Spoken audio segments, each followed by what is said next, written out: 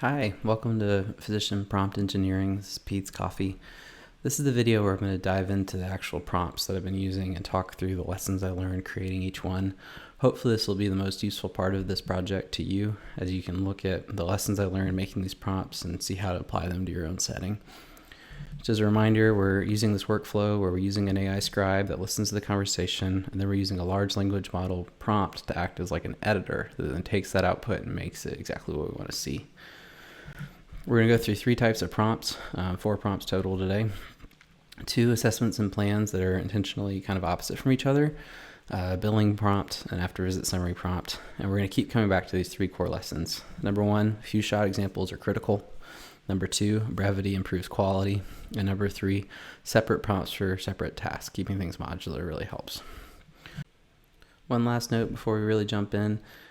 Use one of these tools to help you use the tools. I know that sounds a little meta, but one of the best ways you can make these prompts is just using one of the state-of-the-art models like ChatGPT or Gemini or Claude and just saying, hey, I'm trying to make a prompt that helps me do this thing. Can you help me out? I'd like it to look like this. That's using that few shot prompting. And a lot of the times they're able to give you a really good start. So start there. The rest of this, I hope it's helpful to you, but take one of my prompts, figure out what you like about it, figure out what you don't like, describe all of that to one of the state-of-the-art LLMs with examples of what you are getting from my prompt and what you're hoping to see, and let it make those changes for you and then iterate from there, kind of with a scientific method process. That's really all you need. That's the secret sauce.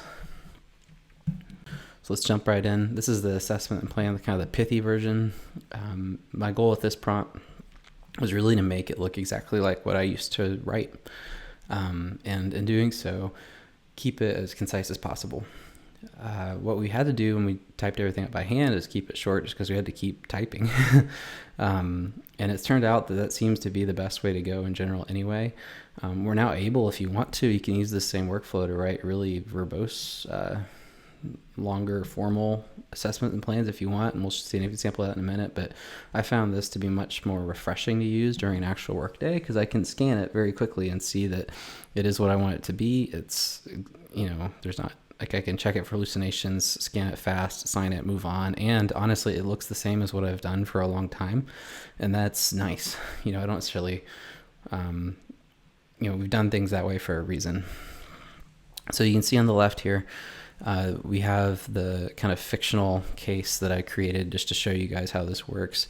This is not a real patient, obviously, but it is like in the same format and spirit of what my scribe tool puts out. And then I run the prompt over it, and then we get this output that's on the right. You can see it bolds the problems. It inserted a dot phrase I use automatically and italicized it. And then we've got these quick bulleted lists underneath. So let's dive in. This is the actual prompt. We'll start off by saying, you'll notice what's not here is a role. A lot of prompt resources talk about role prompting. I have been able to get some interesting results with role prompting. I was showing this to a colleague, and I gave it a role of being Shakespeare before writing the note, and I put it out in sonnet form, and that was kind of cool. But I haven't found a practical way to use that information, and it seems like it is just eating up context and character space without adding anything. So my prompts don't have that. Would be excited to see others if anyone's found a role statement that's actually useful and improves the output. That'd be great. But I haven't found one that's useful yet. So I just start off with a task statement. Some people will write task : I, again, have not found that to change how things go. So I don't often do that, but we'll kind of keep talking through that as we go. So I just give it the task, reformat the assessment plan into what I want to see. And, my goal, like this said with this prompt, is keep it short. So it should be extremely concise. Since that's the core theme of what I want, I found that referencing at the beginning has been really helpful.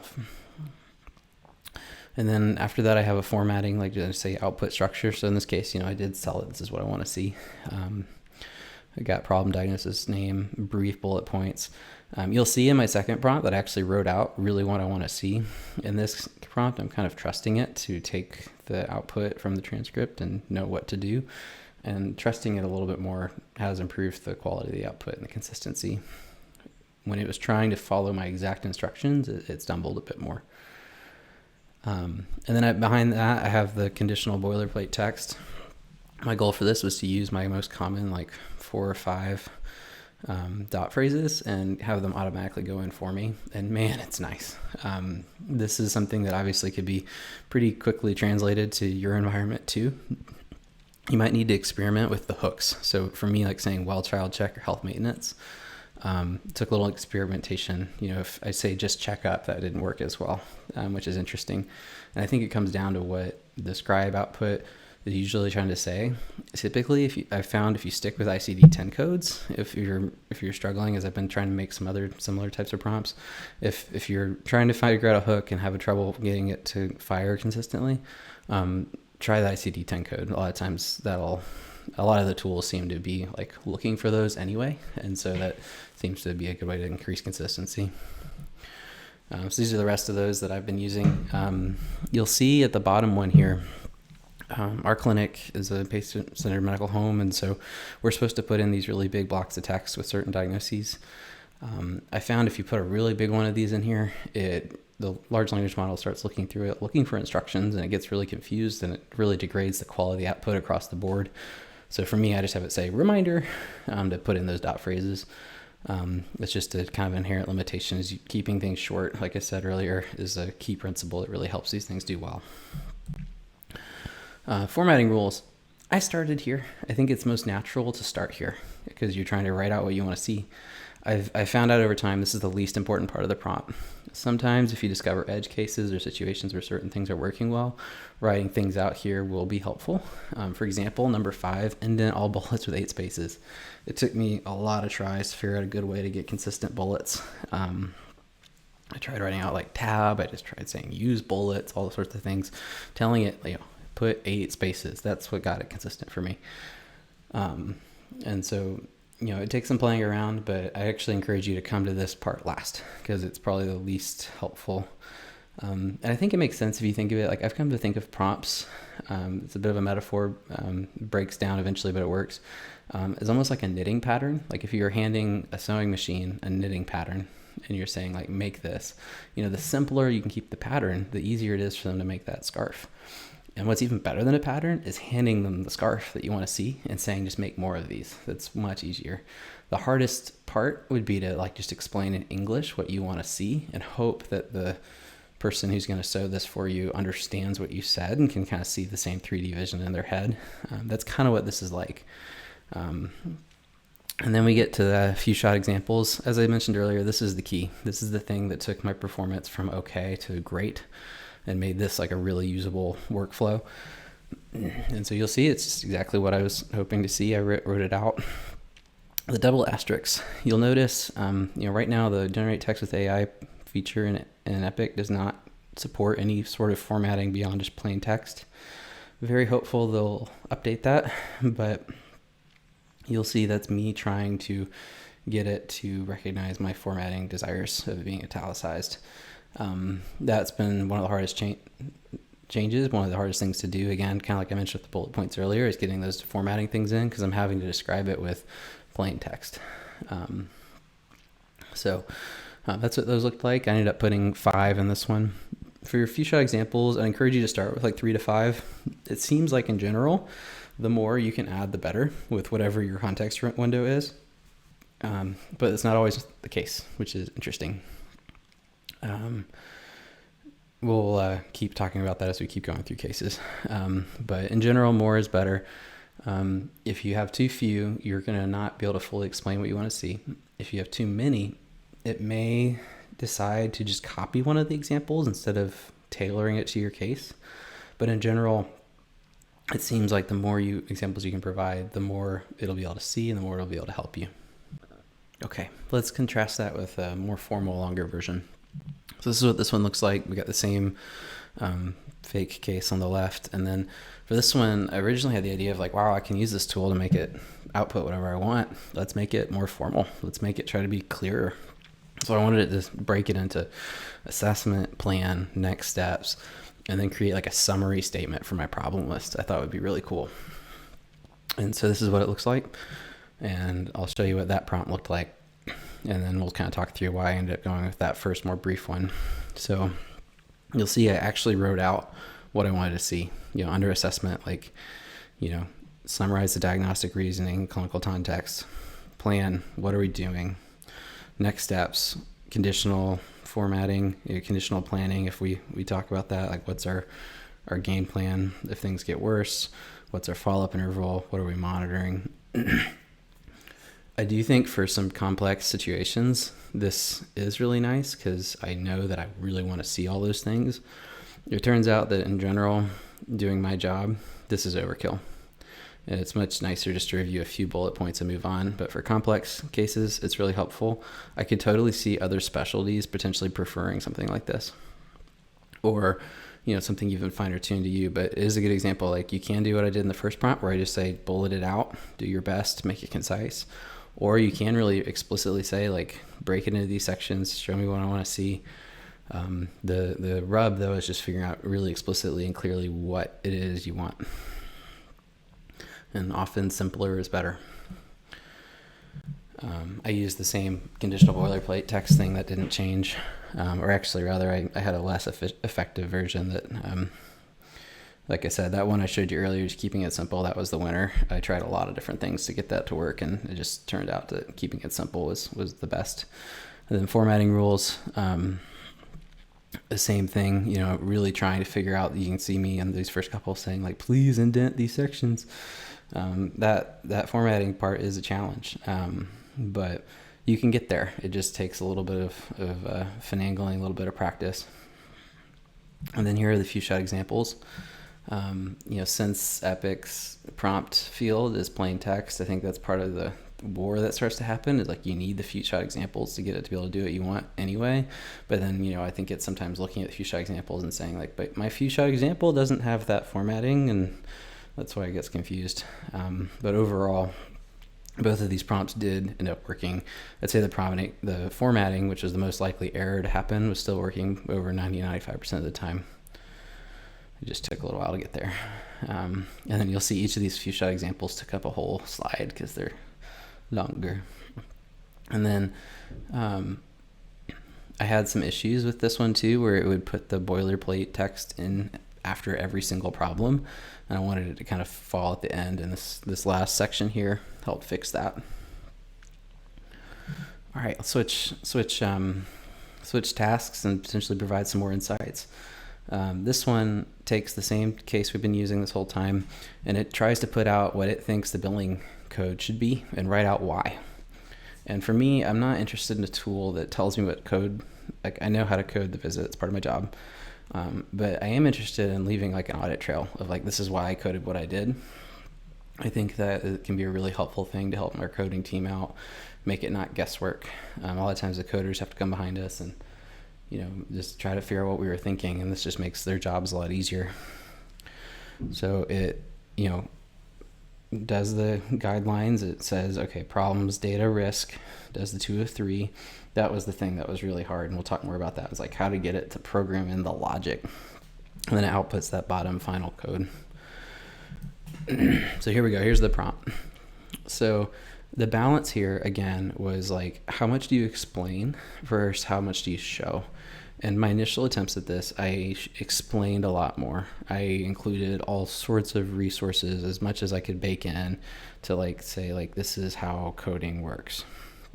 I referenced websites that I was trying to ask it to look at. I made these really compact data tables, like written in JSON and other formats, trying to just, it would be ugly for a human reading it, but maybe I could make it really small for a computer, just to pack as much into the prompt. And it ended up being, again, that the few shot examples are the winner. So this is actually just definitions, you'll see.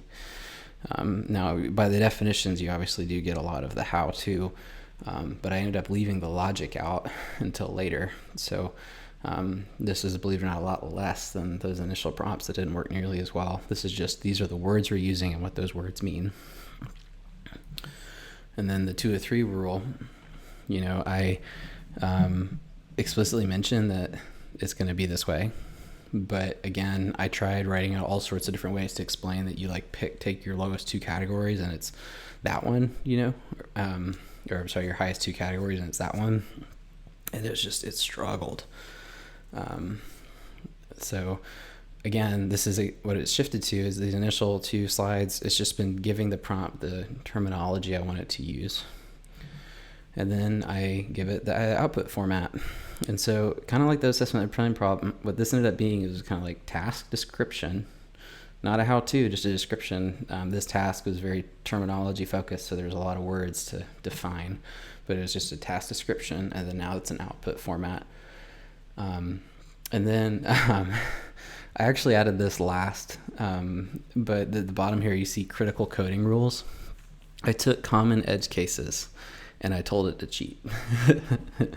And again, this is the difference. If this was going to be some sort of product that I was selling, or if like it was really trying to code everything right, you would have to approach this differently. But also that type of person, that's probably their full-time job. And this is also just like not our goal, right? Our goal is to create things that help us move faster.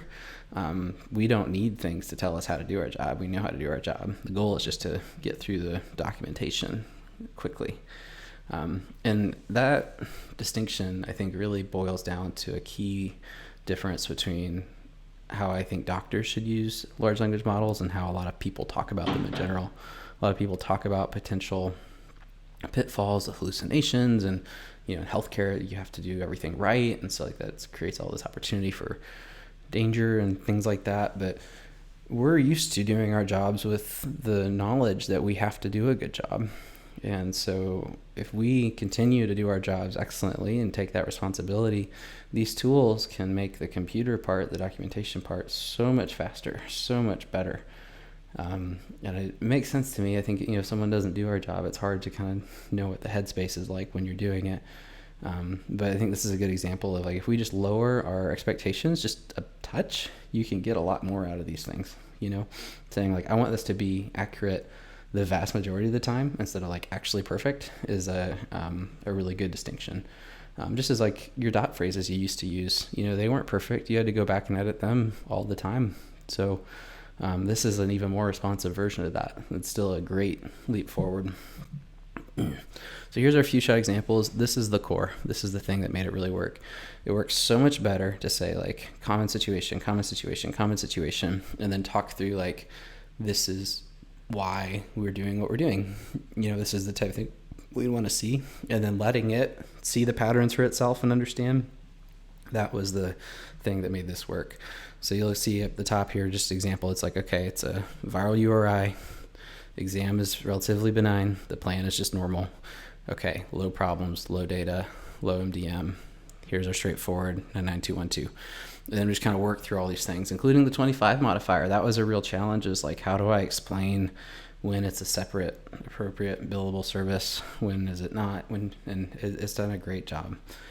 And so doing this all together ended up giving me a prompt that really does get it right the vast majority of the time. I've been super happy with how well this turned out. And then this is the after visit summary prompt. So this one takes the same case that we've been using the whole time on the left, and it makes a short little warm send off and then a to-do list for the family to go on the after visit summary. What this actually looks like is it is going to make the sign off first, and then it's going to make the to-do list second. So we start with a task statement, and then again, we're giving it kind of the formatting I'm hoping to see. And then I have it write out kind of 3 different attempts. The first one is like talking about growth and talking about milestones, or if it's the sick visit, offering, some sort of supportive care thing, or offering, use our call line. Talking about like our partnership and the relationship, acknowledging that things are difficult to talk about, and congratulating them for seeking help, saying like great job, we want to be here for you. But again, it doesn't do nearly as good of a job to try to describe what you want to say as much as just give examples. And so that's what I did, is I wrote out examples of kind of what I would kind of want to put on the after visit summary for a lot of different situations. And what's so fun is it takes these examples I've written that are authentically kind of my voice, and it mixes those with the detail of the visit. It gives me a starting plate. And I don't use this like as its pure output, because it feels kind of weird to have the computer write something personalized for me, but it's a great place to start, and it makes it actually achievable in the context of an actually real busy work day. And so those are the few shot examples for that prompt, and then here's the output. Now, one of those principles I mentioned is that keeping things modular and doing one task at a time really helps. It's very difficult to ask the large language model to do two things at once.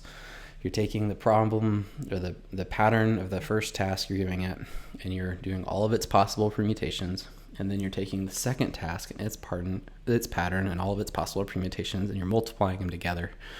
And you'll find that making a small change to one of the two tasks might break the other one, or it might break the whole thing. It takes a lot more iteration.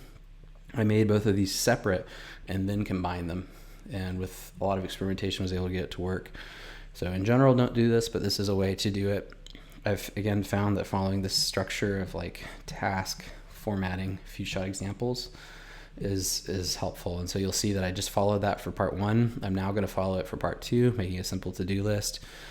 And so we've got task here, format, and then we finish the formatting rules and we jump into the few shot examples.